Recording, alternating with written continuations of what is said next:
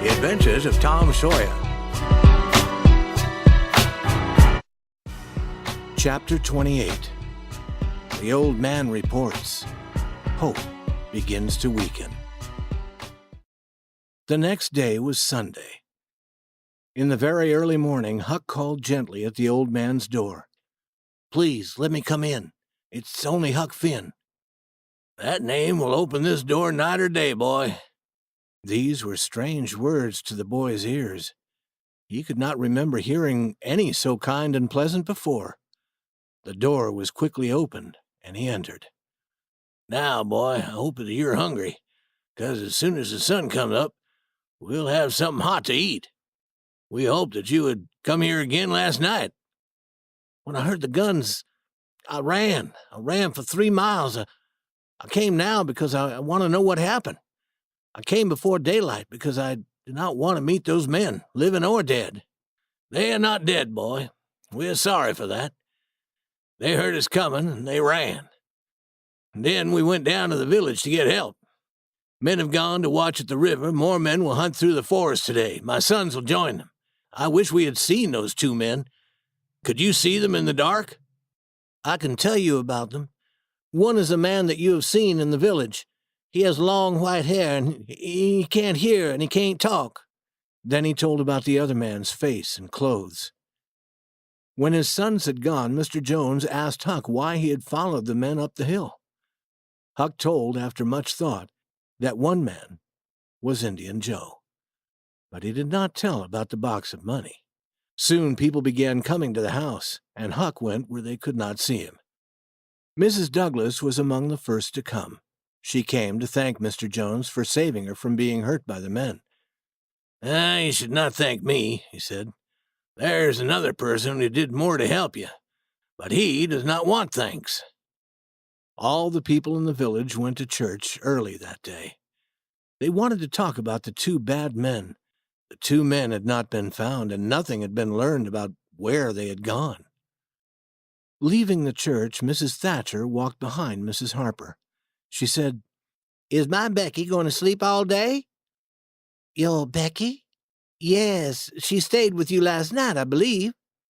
"No." Mrs. Thatcher stopped suddenly. She seemed ill. At that moment, Aunt Polly joined them. She said, "Good morning, Mrs. Thatcher. Good morning, Mrs. Harper. I suppose that my Tom stayed with Fred or Joe last night without telling me, and now he is afraid to come to church." Mrs. Thatcher seemed more ill than before. She moved her head, saying no.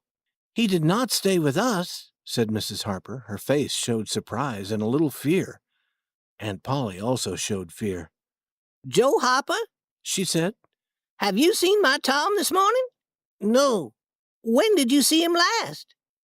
But Joe could not remember. People had stopped moving out of the church. The story traveled quickly among them. Children were questioned.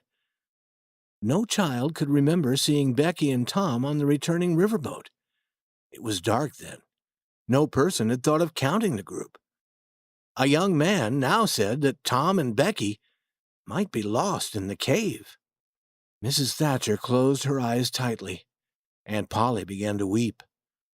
Within 5 minutes, bells were ringing and all the people were gathering. What had happened at Mrs. Douglas's house was not important now. In half an hour, 200 men were going either by river or by road toward the cave. Through the long afternoon, the village seemed dead.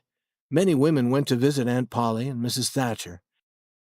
They wept with them, and that was more help than words. Through the long night, the town waited for news. But in the morning, only this news came. Send more food and more lights. Mrs. Thatcher was almost ill, and Aunt Polly also. Old Mr. Jones came home from the cave at noon and discovered that Huck was sick. Mrs. Douglas came to care for him. Other men began to return from the cave, but the stronger men continued their hunt. They visited the far parts of the cave. They shouted, they shot guns, but they had no answer. Often a light would be seen far away, and they would think that the children were found. But the light always belonged to another of the hunters. The names Becky and Tom were found marked on a rock, and the string that had tied Becky's hair was found. 3 days and nights passed. Huck asked about Tom Sawyer. Mrs. Douglas said, "Quiet, child, you must not talk. You are very sick."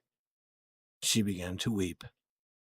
There were not many now with enough hope or strength to continue hunting for Tom Sawyer.